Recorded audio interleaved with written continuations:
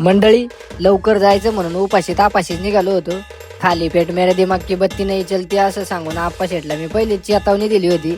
पोटात कावळं आत्महत्या करायच्याच प्रयत्नात होतं, पण त्यांना आपल्या राजकारण्यांसारखंच मी लवकरच तुमची व्यवस्था केली जाणार असल्याचं आश्वासन दिलं आणि सकाळ सकाळ विक्रमदादाचं दर्शन घेऊन केला आपला भटकंतीचा प्रवास सुरू. तर नमस्कार मंडळी, मी आहे मारी ठाकर. स्वागत करतो आपल्या नवीन ब्लॉगमध्ये. मंडळी, सुरुवातीला आम्ही गेलो पाहुण्याच्या दुकानात, पण देवतारी त्याला कोण मारी या म्हणीप्रमाणे पाहुण्याने स्वागतालाच वडापावाचं नियोजन लावलं. बघता बघता 7-8 वडापाव दडपून निघालो पुढच्या मोहिमेला. जाता जाता आप्पा शेटचा मोबाईल मेवणे मेवणे आणि मेवण्यांचे पाहुणे म्हणत लागला ना धडका घ्यायला. पाहुण्याला घ्यायची होती बस. मग मी बी त्याला म्हणलं, तू पहिला आत बस आणि घे दार लावून. निघालो शोरूमच्या शोधात. तेवढ्यात विक्रमदादांनी अचानक माझ्या हातात एक नारळ दिला.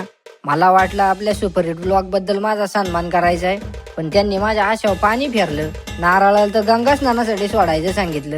मी बी तोंड पाडून त्या नारळाक मोठ्या रागातच बघत होतो, पण नारळाला पक्का सिंदूर गुलालाने मडवलेला होता. हे बघून मला तर जादू टोण्याचाच संशय आला आणि ह्याची पावर संपल्यामुळे दादांनी मला याला फेकायला सांगितलं. मला असंच वाटलं, पण मी बी खतरो का खिलाडी. नारळात पावर आहे का नाही बघावं म्हणलं आणि घेतलं डोळं झाकून. रहा नहीं जाता, तड़प ही ऐसी है ना. त्या दिवसाच्या पिक्चर मधल्या हिरोईनची काढली हटवण आणि उघडलं डोळं. बघतोय तर काय, तिच्यासारखीच सेम हिरोईन जाहिरातीसाठी बॅनवर लोटलेली दिसली. मग मला पक्क कळलं, हा मोठ्या जालिम भक्ताचा नारळ आहे. मनातल्या मनात येतो काम की चीज आहे म्हणून ठेवला नारळ आपल्या थैलीत दडून आणि पोचलो शोरूम मध्ये.